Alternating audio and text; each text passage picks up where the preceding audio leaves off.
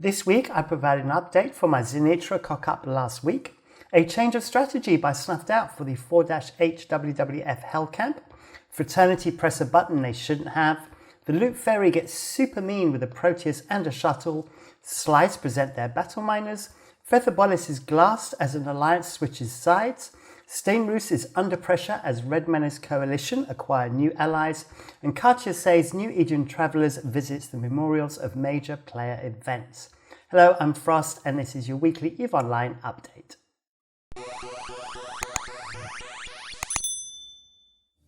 Welcome back. So as always, we start the show by announcing the winners of the Scope Syndication Skin Prize Draw, which I do every week, where I give away two of these skins. Now, my winners are, back from the 29th of March, for the Obelisk skin is Takada Shindo. And then from last week's episode, I have Silent Silhouette. And Remco Sierra, you need to get in touch with me, please, through my Discord. So get onto my Discord and then DM me from there. And I can sort out your skin for you. So Remco Sierra, that is your YouTube name. All right, and as always, I have two more skins to give away later on in the show. Right, so let's get on with the news. Let me jump up into my box. I have Dotland in front of me, and we're going to start off with a correction, rather a big correction. So last week I was talking about the Zirnitra that was destroyed in D06H-Q. And I saw, basically I did my investigative work and I was saying, oh, it's on the Anciblex. Maybe it was trying to jump through the Anciblex. Maybe it was coming through the regional gate.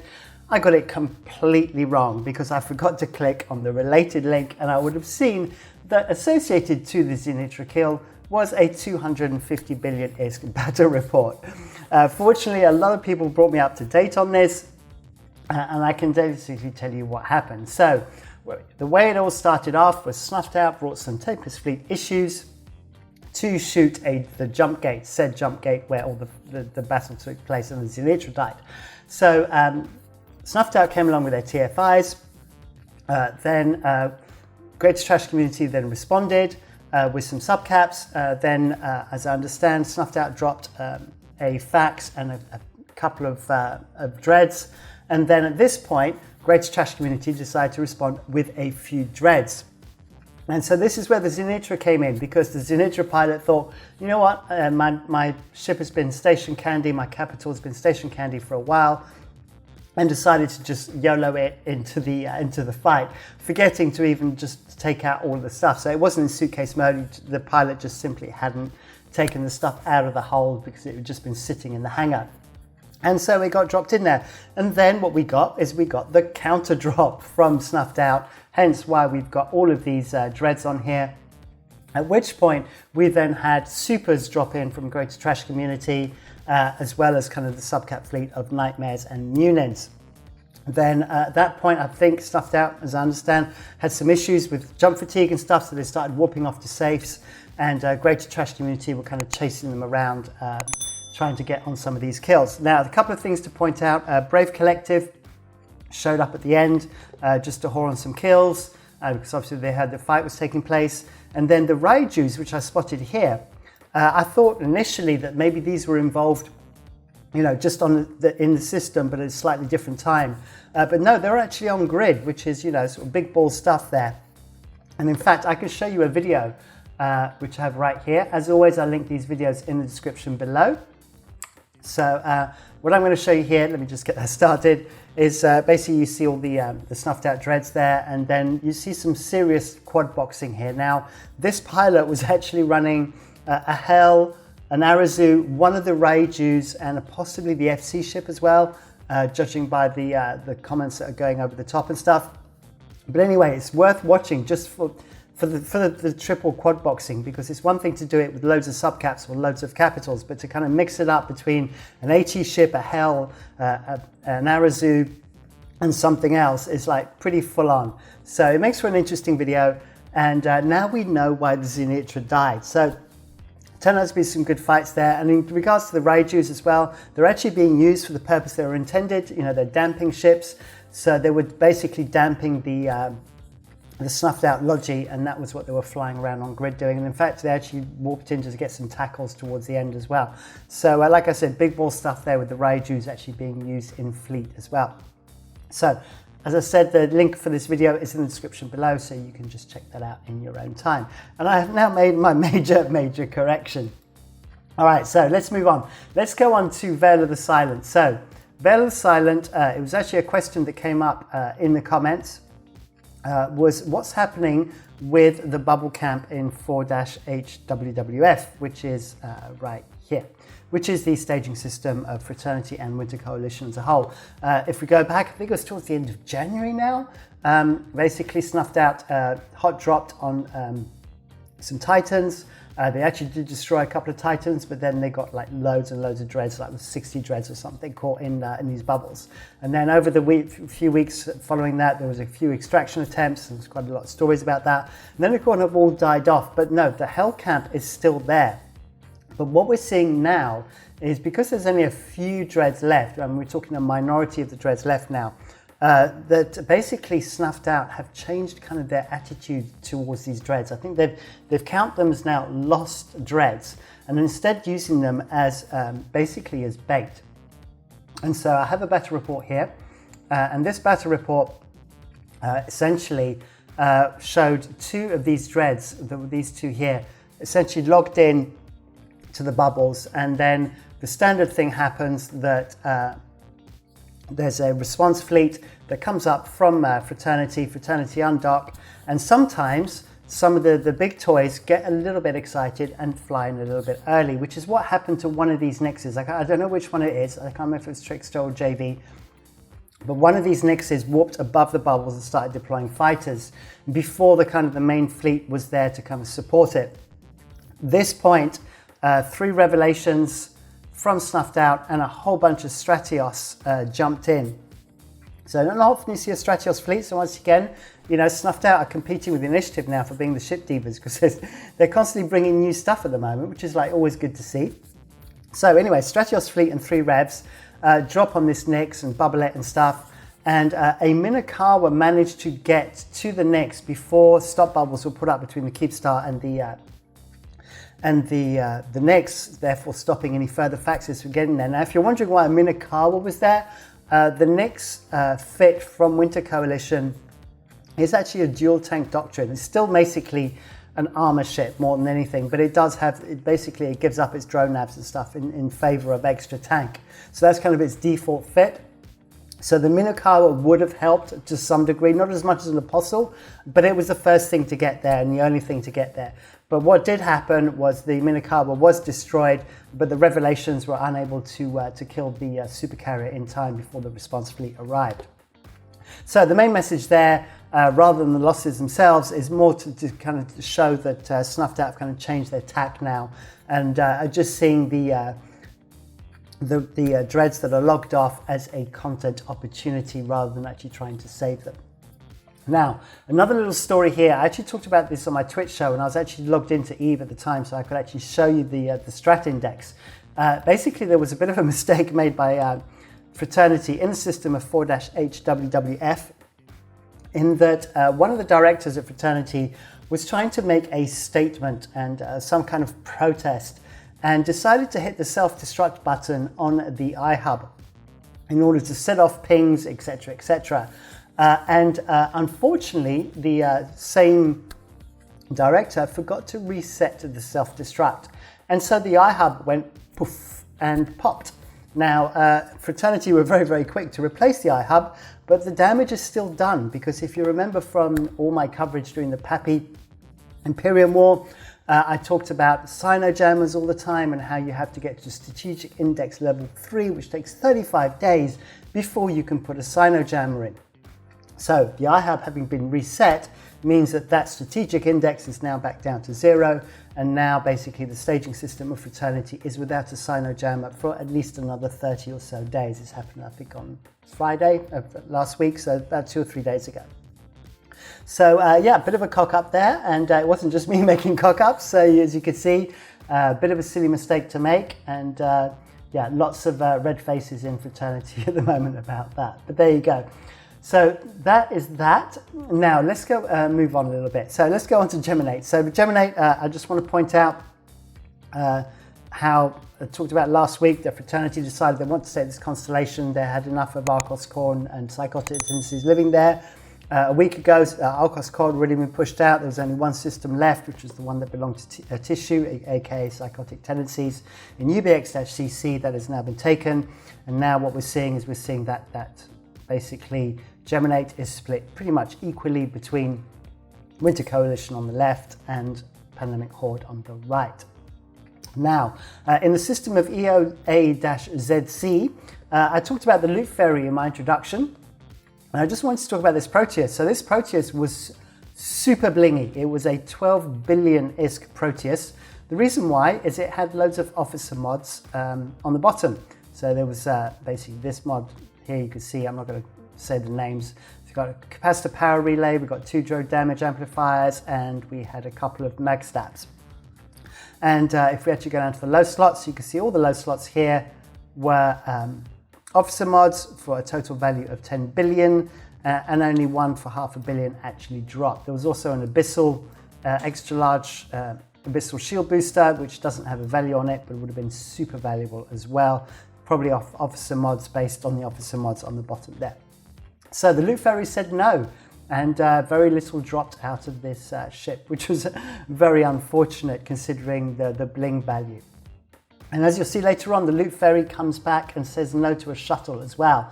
And that was quite the thing with this shuttle. But we'll come on to that in a minute, because before we go on to that, I want to talk about SLYCE. Now, SLYCE have a thing about mining ships. I don't know what it is, but they do like their mining ships. And they do like using them in unusual ways. And here, we see the battle miners. And what we have is obviously because of the Rorqual changes, and the Rorqual can now bridge, and the Rorqual has a 10 light year reach, so it can reach a long way, and we'll see that again in a minute. But this is actually in Ethereum reach, I think this took place, sorry, Kalevala Expanse. But anyway, so these Enyos were flying around, and they got dropped on by a bunch of Ventures and Battle Procs. So the Ventures basically worked as a tackle, so all of these Ventures here are all fitted for tackle, and then the Battle Procs are normally kind of guns and newts or something along, or drones and newts if I remember correctly. And then the Nearest was the bait ship, and the Nearest can be super tanky, which gives it plenty of time to light its Sino, industrial Sino of course, because it's a Rorqual, and they could just drop everything in. So there you go, so be on the lookout for the battle miners in their Ventures and Procurers. Okay, so what else have we got? We have, oh yes, that's right, so in Black Rise, which is in Empire Space, so over here, Black Rise in Kaldari Space, I just wanted to show this because if you remember a few weeks ago I talked about in Venal how NC Dot would kind of overkill because they dropped loads of Titans on a Fortizar. I just wanted to show that it's not just NC Dot that are into their overkill. As you can see, wrong battle report, wrong battle report, wrong battle report. There we go, it's this one. Clicking all the buttons there. Right, so basically this was an Orca in Kadama in Black Rise, and you could see that basically Snuffed Out dropped, I think it was 2 or 3 Titans. I could see, yeah, so we got an Avatar up here, an Erebus down here. There was another Avatar down there that was just, even though he cycled his guns, he was a little bit too slow in getting on the kill. And a Hell, so we've got a Hell in there as well. And then we got, I think we had a Marshal in there as well. Do we have a Marshal? Let me scroll down and see if I can find a Marshal. Yeah, we had a Marshal, and then loads of Battle Rocks. Okay, so 1, 2, 3, 4, 5, 6, 7, 8. I mean, they didn't want that Orca going anywhere, right? That Orca was going to get seriously tackled by the Battle Rocks. So there you go. So a little bit of overkill there. But sometimes, obviously, pilots get a little bit bored. They want to fly their shiny toys. And so there you go. So that Orca will definitely have a kill mail to remember, judging by the amount of Titans and Hells and Super Carriers and Battle Rorks on it. Right, then I'm going to talk about the other Loot Fairy story, which is this Galanti shuttle. So as you know, the Easter egg hunt is on at the moment. Abazon being that system, that low-sec system that's halfway between Jita and Damar, and is a gate cap central, and therefore very, very common to find smart bombing battleships sitting on the gates. This shuttle pilot still decided to YOLO it through, especially during the Easter egg hunt event, where there's lots of stuff flying backwards and forwards. And the thing that is there's of consequence here wasn't actually the 7 billion pod, which is right here, that the Galanti pilot had. Also, the pod would have had a chance of dropping, so as the moment in the current event, pods actually have a chance of dropping their implants. But it was this. This here is a T2 blueprint. Now, these are super rare because this is a T2 blueprint original. So back in the day, you could get T2 blueprint originals, and then they were basically pulled from the game. I can't remember when. I'm sure one of the super veterans, this is before my time, will tell me when that happened. And so no more could be created, but the ones that did exist stayed in game, and they became highly valued and are kept very, very safe, except for this one, which is now gone for all time because once again the loot fairy said no and it did not drop. And that would have been worth quite a few billion to say the least. So there you go. All right, so I think time now to jump into the giveaway. So as always, I'm going to announce some giveaway skins. So the skin for this month is the Kestrel. And the way that you enter the prize draw is you have to make a comment in the YouTube comments down below with a keyword of my choosing. And considering the loot fairy, I think the keyword this week should be loot. So please make a sentence with the word loot and you'll be entered into the prize draw. And the cutoff time for that is 1800 UTC on Friday, the 15th of April. I then normally do the draw sometime on the Saturday. So please check your YouTube comments on Saturday evening, Sunday morning. And then get in touch with me to claim the skin. And good luck. And now we can jump back to the news. So we were talking about the Battle Procs, and so I've got another Battle report here where they made another appearance. Only this time they weren't quite as appreciated. So you can see once again we have our Ventures and we have our Procurers. It looks like they upped their game as well. It looks like we've got a Command Burst Porpoise there as well potentially. Or Logi, I'm not quite sure which it was. Actually, I can actually check. Look, here we go. Let's have a quick look. I didn't even look to see what was on there. Okay, it was mostly Command Burst and Logi. There we go. So it was doing both. So anyway, so they're up in their game here. We had the bait near us as before, but this time round they caught a Loki. But the locals weren't too happy about it. That's Synergy of Steel, who responded with Munions and a Minokawa just in case, because the DPS from these Procurers can be pretty tough. So Minokawa showed up for that as well, just to make sure. And they were chased through a few gates, if I recall. Let's have a look. Yeah, so they were chased through back into the Spire. So it's worth mentioning as well that the reason why this happened is because normally to get from the Spire into Innsmother through this gate here, it's a really, really long jump. But actually from the system of Y40K-W with a Rorqual, if you go into Innsmother, it can reach all of Synergy of Steel's systems. So the Battle Rorks will most likely, the Battle Procs, should I say, will most likely make an appearance. The Battle Miners will probably be showing up in Synergy of Steel for quite a while yet, I would imagine, because clearly that's given them some good content. Okay, so let's move on down to the south. So the big stories obviously last week was Feythabolis, and then this week I've got some news about Esoteria as well. So let's start with Feythabolis. Now Feythabolis is looking different every week. We talked about initially how the initiative and the Goon Swarm SIG that deployed there moved into TR07-S. Then last week it was all about JTAC or JTAC TPTA. And we have made some progress since then from the Imperium's perspective. So what do we have? So first of all, the final Fortizar, that was the RLH Fortizar, was destroyed on Thursday the 7th of April, so that cleared out all XIX structures from there. Then we've seen all of the SOV get stripped from this constellation down here, which belonged to both XIX and Unreal Alliance. And a Fortizar was destroyed in J94-MU on Wednesday, the 6th of April.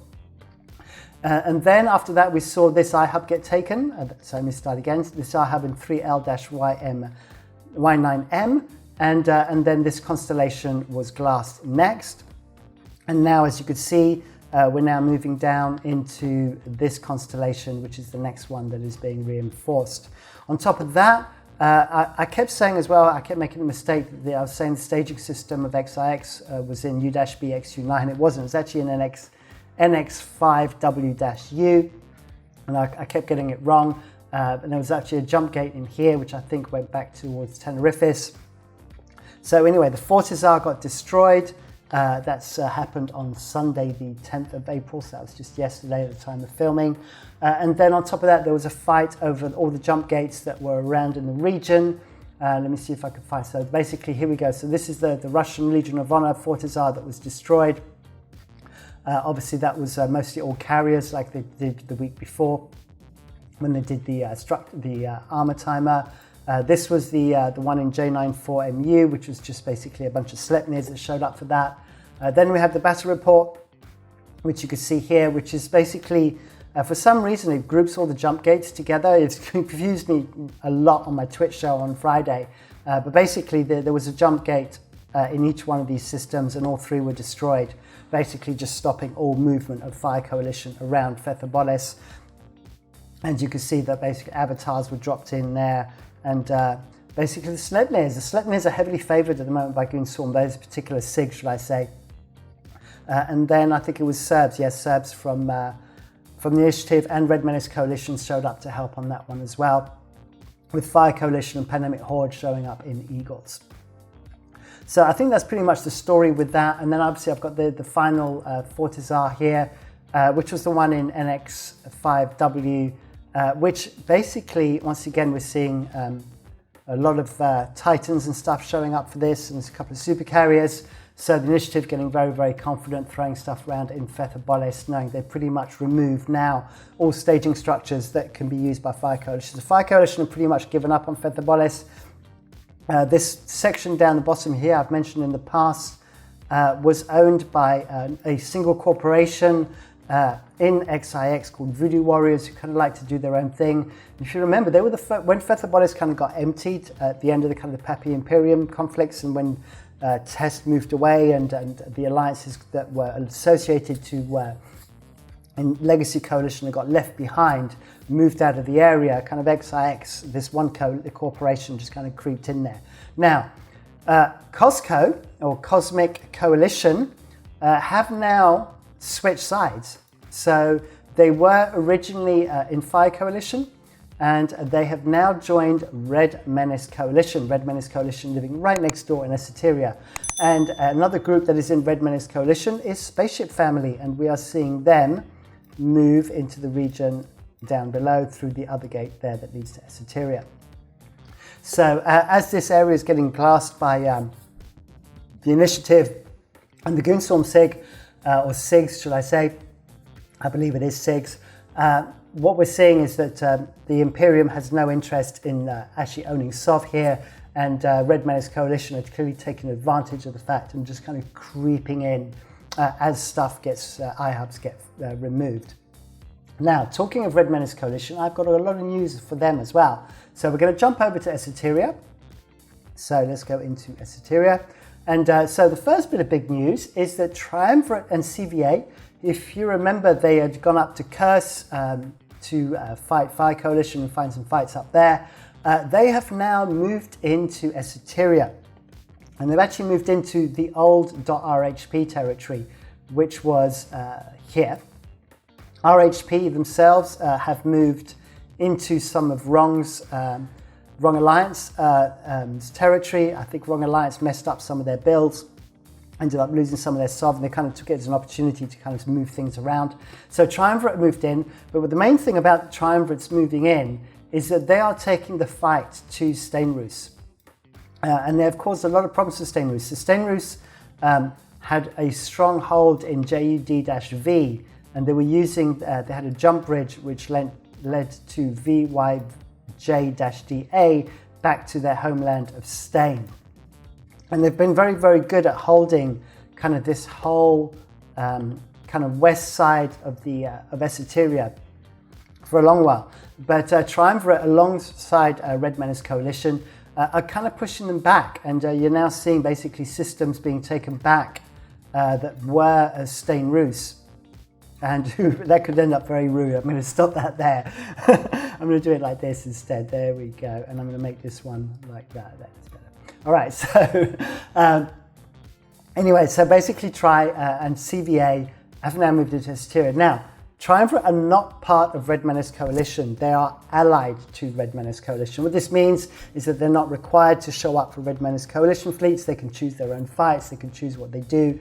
And they actually prefer to fight on their own sometimes to create better numbers and to make it more likely that Stainrus will come out and fight them. So there you go, some interesting developments there. Now, there were a couple of fights that came up. Let's talk about the JAUD-V. See if I can get the right battle report. So here we go. So this was basically over the I-hub in JAUD-V and at the jump bridge. And as you can see, good fights all round there. Numbers definitely favoured very much towards Red Menace Coalition Triumvirate. Obviously with Triumvirate and CVA providing a good bump to the numbers. And then also notably Sigma Grindset, which is Wrecking Crew, showed up to assist here as well. So that helped push up the numbers. And so they were able to secure their objective, which was to remove the jump gate and then also take the I-hub. And then a little bit later on, I believe this Fortizar was also destroyed. That's right here, that belongs to Stainrus. In fact, I think I have a battle report for that as well, which is this one here. So yeah, there was a fight for that as well. And as you can see, the Fortizar was destroyed. And we're seeing as well a bunch of capitals and supers being brought out there as confidence grows in that area as well. Okay, so I think that brings me up to date now on Esoteria. So interesting stuff there, and as we see as well, that it looks like Red Menace Coalition are going a bit on an expansion program. So I'm making the most of what's happening in Feythabolis. Also, I actually forgot to mention Feythabolis. I have the timer board here, and this is just literally over the next day. You could see how many TCUs and I-hubs have been reinforced and how many timers have been set there. So basically, the Imperium's going to be pretty busy, as well as obviously destroying things at Astra houses and all the structures that they basically grind their way through as they're kind of moving through all these systems. Right, so then I've got to do an update on the Rubisu. So I mentioned last week the Rubisu, I didn't know what had happened here. I managed to get an update. I wasn't too far off, basically. So what it was that this group, Unchained Alliance, were actually spotted an Adrestia flying around in Amamaki. So they brought out a Praxis with kind of a Nubro pilot to act as bait. And they put this Praxis in the site. And instead of the Adrestia showing up, this Rubisu showed up. And they were able to warp in a Rapier and an Arazu right on top of it. They were able to tackle it. And then they were able to blops in their bombers and it died. So there you go. So basically that is the update. But they were hunting for something else, and instead of an Adrestia, they got a Rubisu, which is quite something. When you're hoping for one AT ship and instead another AT ship shows out, that is a pretty rare occurrence. All right, so let's get up to date on ratting kills and whaling kills, shall I say. So we've got 13 raw calls, which is one up on last week. It was 12 last week, if I remember correctly. And then we're going to talk about supers. So the supers, we had a few losses this week. We had a couple of ratting supers. So I can see there's one here which belonged to SLYCE, and then one here which is SLYCE Pirates. I can't remember if that's the Renters or the New Bro. It wouldn't be the New Bros if it's SLYCE Pirates, right? Anyway, so one died to the Initiative, the other one to War and Wormhole. War and Wormhole also got another ratting super in Branch. And then that leaves us basically 3 supers. So 2 of them, guess what? One died in Derelict, because I've mentioned it many times now. But yeah, Wrecking Crew will catch you if you're in Derelict. They're very good at what they do. They also went out to Domain and managed to pick up a hell from there as well. It looks like that was a hunting hell from the Fit. And they managed to catch it and bait it. White Sky also managed to kill this one in Placid. So the interesting thing with this one in Placid, I'm actually going to bring this up and open it in a new tab so you can see it, was that it was in a travel fit of sorts, because it actually had a micro warp drive instead of a battleship micro warp drive. But because it had no tank, White Sky were basically able to kill it with 94% damage from a Ham Tengu. So a Ham Tengu almost kind of pretty much did all the damage on this Nyx, because it had 0 tank and just had cap recharges and inertia stabs And then no rigs, nothing, just the cloak, and like I said, the wrong prop mod. So White Sky obviously kind of being very good at hunting, just like Wrecking Crew. They're kind of the two of the major groups, along with Snuffed Out, I suppose. So those three groups are very, very practiced at catching super carriers that are kind of moving around and not paying attention and not quite doing it bang on right. You make one mistake and these guys will catch you. All right, and then we're going to finish off with New Eden Travelers. If you know, I've been promoting this every time that this comes out from Katia. I think this is episode 4 now. This one is particularly relevant to my show and to what we do because it actually talks about areas of space that commemorate major fights stroke destructions in Eve. So it covers the battle and Innsmother of SeaTac J6MT. It talks about the Steve Memorial, so Steve being the first Titan to be built and the first Titan to be destroyed. The Battle of BTAC-R, which is obviously very well known, and then more up to date, it talks about the memorial at M2-XFE, and then also covers Molia, which is the Fallen Capsuleer Memorial, and finishes off with the Sino Vigil poem. As always, beautifully shot, just really chilled, sort of 10-minute video for you to just kick back, relax, get a really good bit of history on some of the player conflicts as well and where they took place, and all beautifully narrated as always. All right, so I think I'm going to end it there. Hopefully you enjoyed the show as always. I'll be on my Twitch show on Friday at 2000 UTC, so hopefully I'll catch up with you then. And as always, don't forget to like, subscribe, hit the bell icon for notifications, and until the next one, thanks a lot. Bye.